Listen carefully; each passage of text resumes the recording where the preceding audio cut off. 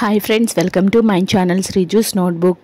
ఈ వీడియోలో అయితే మనం 10th క్లాస్లో మోస్ట్ ఇంపార్టెంట్ ప్రాక్టీస్ డయాగ్రామ్స్ గురించి అయితే డిస్కస్ చేద్దాము.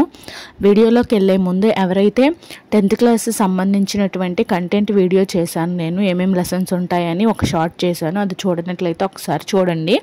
ఎందుకంటే మనం ఏదైనా ఒక సబ్జెక్ట్ గురించి నేర్చుకుంటున్నామంటే ముందు దానికి సంబంధించినటువంటి కంటెంట్ లేదంటే సిలబస్ అనే దాని మీద మనకి ఒక గ్రిప్ ఉండాలన్నమాట.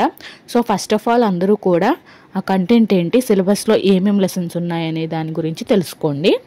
సో ఫస్ట్ డయాగ్రామ్ వచ్చేసి నర్వ్ సెల్ అనమాట. ఈ డయాగ్రామ్ ఎంత ఇంపార్టెంటే, మీరు నిద్రలో లేపి అడిగినా సరే గీసేలాగా అంతలా ప్రాక్టీస్ చేయాలన్నమాట. నర్వ్ సెల్ డయాగ్రామ్ని పార్ట్స్ కూడా చాలా ఈజీగా గుర్తుపెట్టుకోవచ్చు. యాక్చువల్గా ఈ డయాగ్రామ్ని లాస్ట్ ఇయర్ 2025లో పబ్లిక్ ఎగ్జామ్లో అడగటం జరిగిందనమాట. నెక్స్ట్ ఇంపార్టెంట్ డయాగ్రామ్ వచ్చేసి హ్యూమన్ ఫీమేల్ రీప్రొడక్టివ్ సిస్టమ్. ఈ యొక్క డయాగ్రామ్ని కూడా ఎస్ఎస్సి ఎగ్జామ్లో పబ్లిక్ ఎగ్జామ్లో ఇచ్చి పార్ట్స్ అడగటం జరిగిందనమాట. డయాగ్రామ్ ఇచ్చి పార్ట్స్ అడిగారు. సో మనం దీన్ని డయాగ్రామ్ కూడా ప్రాక్టీస్ చేయాలి. ఫస్ట్ ఒకటి గుర్తుపెట్టుకోండి ఫ్రెండ్స్, మీరు ఏదైనా ఒక డయాగ్రామ్ని నేర్చుకుంటున్నారంటే దాని పార్ట్స్ని కూడా కన్ఫామ్గా నేర్చుకొని ఉండాలన్నమాట.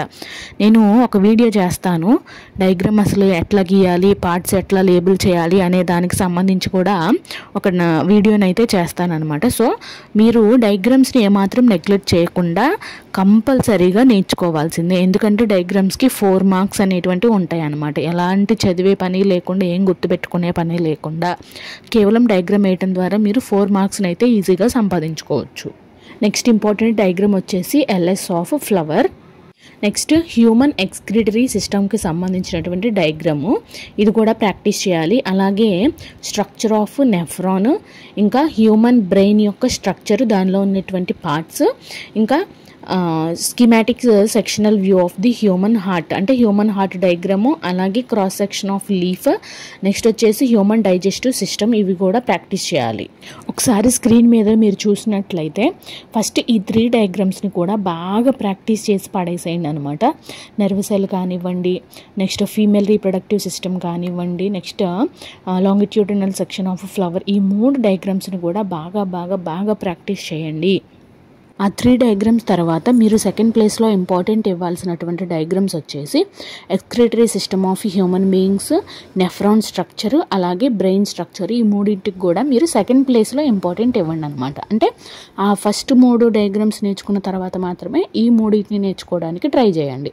ట్రై కాదు, మస్ట్ అండ్ షుడ్గా మీరు నేర్చుకోవాలి. లాస్ట్గా మీరు ప్రాక్టీస్ చేయాల్సిన డయాగ్రామ్స్ వచ్చేసి cross section of leaf, human heart and human digestive system. So ఈ 3 డయాగ్రామ్స్ని మీరు లాస్ట్లో ప్రాక్టీస్ చేసుకోవాలి. సో మొత్తంగా మీరు ఈ 9 డయాగ్రామ్స్ని కూడా ప్రాక్టీస్ చేసినట్లయితే డయాగ్రామ్కి సంబంధించినటువంటి 4 మార్కులు మీకు ఎటు పోవు, మీ దగ్గర ఉన్నట్లే. So my dear 10th class students, ఇక మీదటి నుంచి మన ఛానల్లో 10th క్లాస్ బయాలజీకి సంబంధించినటువంటి కంటెంట్ వీడియోస్ అయితే రాబోతున్నాయి. ఐ హోప్ ఇవన్నీ కూడా మీకు యూస్ఫుల్గానే ఉంటాయి, కానీ టైం వేస్ట్ చేసేవైతే అస్సలు కాదు.